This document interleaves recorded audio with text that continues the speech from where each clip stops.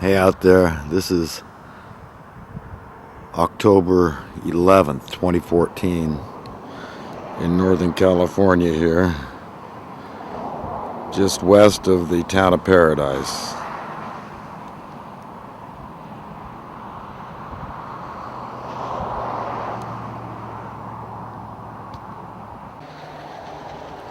Today I'd like to start out by just pointing out how fundamentally askew the average human thinking is.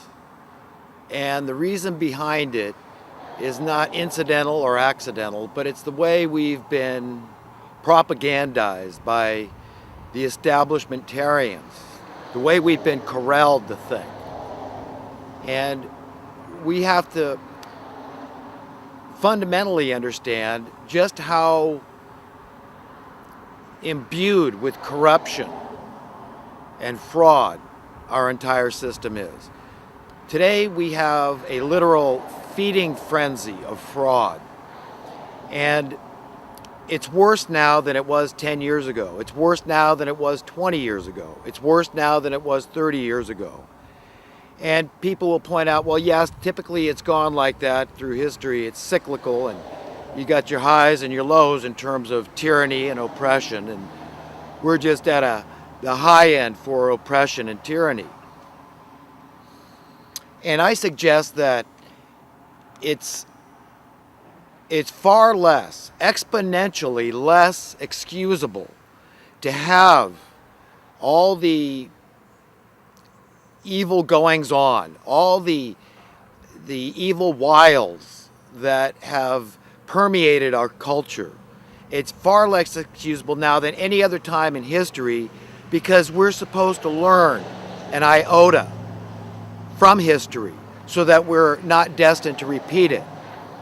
So may I suggest that what we are actually in is a period that's unprecedented, like no time ever before, which is true of every time, except now we're looking at a time that is likely, in my belief, been prophesied thousands of years ago to come.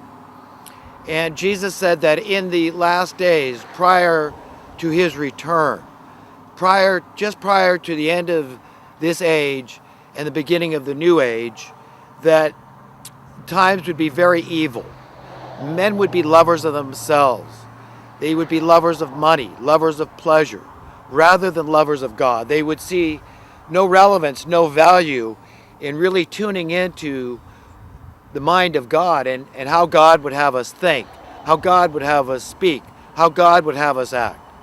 And more into the things that they themselves wanted selfishly, what their flesh wanted, what they thought would bring them personal gain. It was all about selfishness and self-centeredness. Jesus himself described it as it'll be like in the days of Noah. And how was it in the days of Noah? A lot of debauchery. It was every man for himself, and anything goes kind of a mentality where it's no holds barred and going for broke in terms of our sinful behavior. And we can see that today alive, and it's reprehensible. It's beyond where it's insufferable. It's unconscionable, and it's inexcusable.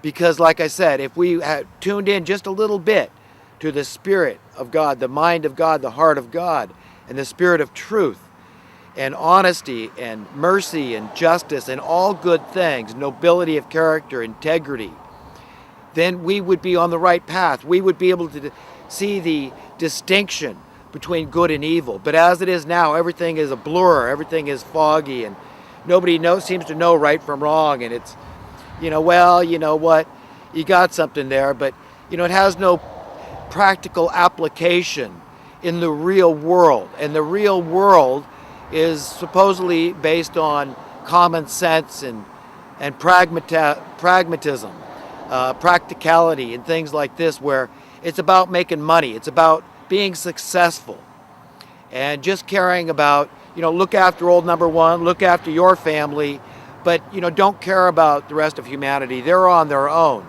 So we've adopted this social Darwinian kind of culture where it's understood it's just the way it is. And, if you don't go along with the party line in terms of, understanding, yes, today it is this social Darwinian culture and survival of the strongest, and what are you going to do about it? Nothing we can do. They got us by the throat and all this stuff.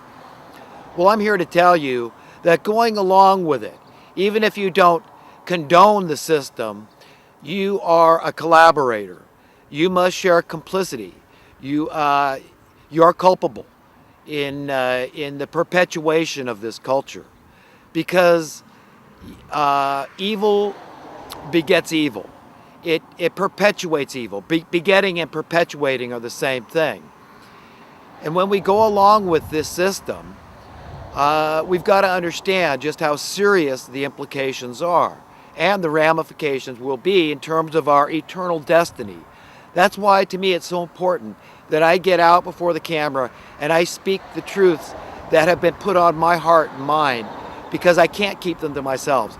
It has to do with your welfare, and your welfare has to do with my welfare, because nobody goes to heaven alone. And I want to go to heaven in the sense that I want to feel worthy and deserving of inheriting a better paradigm, a better culture, a better world, a better system. I want to go up from here and not down. And yes, you could go so far as to say I'm an idealist. And, I know the system wants to suggest to you that idealists are, they're not practical people. They're pipe dreamers. They fantasize a lot. They're utopians, and, they believe in unreal things, things that are unattainable. Well, you know what? I'll be damned. If I was the only guy on earth that disagreed with this system, I'm fine with that. I want to be on record as saying, you know what? Yeah, I do. I crave, I pine for a world where there is peace and justice and mercy, where all my brothers and sisters, all those around me, are living together in peace and harmony. Another thing Jesus pointed out about the time I believe we're living in is that the love of many, or most, in some translations it is said, will wax cold. And I see that all over today. I see this invented malaise that we're all experiencing. We're all sucking lemons, metaphorically, and it's like, what is wrong with people? Why can't we get some satisfaction? Why can't we get some security? Why can't we get some happiness, some sense of freedom? And I understand why it is. It's because of the top policymakers. They invent the problems for us for a reason, because they do not want the problems to be solved. And solving the problems is very simplistic. You could solve all the problems tomorrow just by getting on a path of freedom, on a path of security. And I'm not talking about a path of freedom and security for a select few, for special interest groups. Okay, I'm talking about a path to freedom and security for everybody, because that is the only way any of us can individually find true happiness, true freedom, true security. It's in finding it for your fellow man. And I'd like to point out a great example is just crime. We can't live in a society where we feel safe and secure. We know we've got crime out there. We've got muggers. We've got people that would break into our cars and steal our stuff, break into our houses and steal our stuff, break into your bank account and steal your stuff through identity theft. We know that's a fact. But do we ever stop and think? Does the mainstream media ever stop and point out the root cause of these problems? The fact that it's poverty. Does the mainstream media ever talk about solutions to poverty? And understanding how all these things tie together, they're all interconnected, all the woes and misery, all the unnecessary suffering that humanity is experiencing today, when like I said, there's no reason for it. There's plenty of stuff on the planet, and there's plenty of technology to provide the stuff if we don't have enough stuff. For example, let's start with the essential human needs: water, food, and shelter. We have all the technology available to literally turn the ocean into pure drinking water if we wanted to, by putting desalination units up. And they don't even have to use dirty fuel. We could power them with the power of the tides, putting turbines in the ocean that would turn turn turbines, and the waves themselves would turn the turbines. So a lot of action in the ocean, very powerful force to tap into there. That could be a great source of electricity for anybody that lives near the coast. And of course, the vast majority population on the earth, some 80%, live within about 20 miles of the coast. So we could have all the clean drinking water we wanted. In fact, we could pipe that water into inland areas for agricultural purposes, etc., with solar-powered pumping stations. Not to mention all the suppressed clean technology out there, like Tesla and hydrogen, because hydrogen can be produced with a very small amount of electricity, and there is perpetual electricity. It's ubiquitous in our atmosphere. And people that say, well, they think they're very scientific to say, well, you can't extract more energy than you put in. And I've heard that over and over from people that think they're experts. But the fact is that yes, you can. And I would point to the fact that our planet is spinning around by an unknown energy force. And it's a mystery. People will say, oh, well, it's gravity, it's magnetism, it's, like a pendulum. Once you put it in motion, it just doesn't stop. But it's been spinning pretty steadily. I mean, there's 24 hours in a day, and the Earth is approximately 25,000 miles around, so we know it makes one full rotation in a 24-hour period, so it's spinning at over 1,000 miles an hour. And it hasn't changed, as far as I know, for a long, long time, thousands of years. But you understand that the draft created by the Earth spinning is enormous. It's in the outer atmosphere. It's over 1,000 miles an hour, and to tap into that force would be would produce phenomenal energy on Earth. Completely, it's a constant energy. It's not only renewable. It's constant, and it's unlimited, and of course it's clean. So the idea that we can't replicate that same scientific force that keeps the Earth spinning, that God has created and put into motion, is ridiculous. And that explains, if you listen to people like Bob Lazar out there that explains how some of these UFOs work, he'll talk about, gravity amplification or, anti-gravity generation.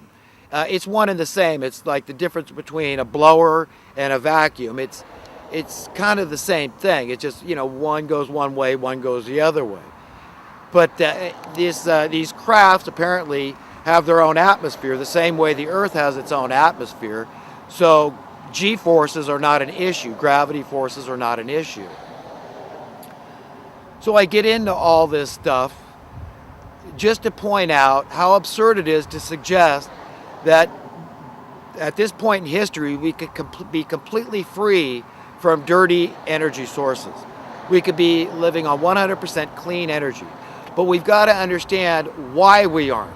Understand that it's not in the interest of the dirty energy producers that we be free from dirty energy. That's just the way it is, and we've all got to wake up to that reality, admit it, and it's not being cynical to face the facts. Yes, it's taking the red pill. It's saying, wow, this is crazy. I mean, how could it be that people are so wicked that they would literally destroy the Earth for profit, for advantage, for gain, for benefit, for control, to have the power in this world, to have the money? It's the money motive. Again, to what Jesus taught, that money, it's the love thereof that is the root of all evil. Because inherently, money has no value. You're not going to eat it. You're not going to blend it up and drink it. You're not going to build a house with it. So it's just an idea. And it's got great power because we, the people, have allowed it to have this great power, allowed it to flourish by going along with the system and not questioning it, not speaking out to everybody we meet. Everybody we meet, folks. You got to say, you want to know why JFK was assassinated? because he tried to give the American people sound currency. He was going to abolish the Federal Reserve bankers, who are no more federal than Federal Express Delivery. You've got to point out them in clean, clear, concise terms.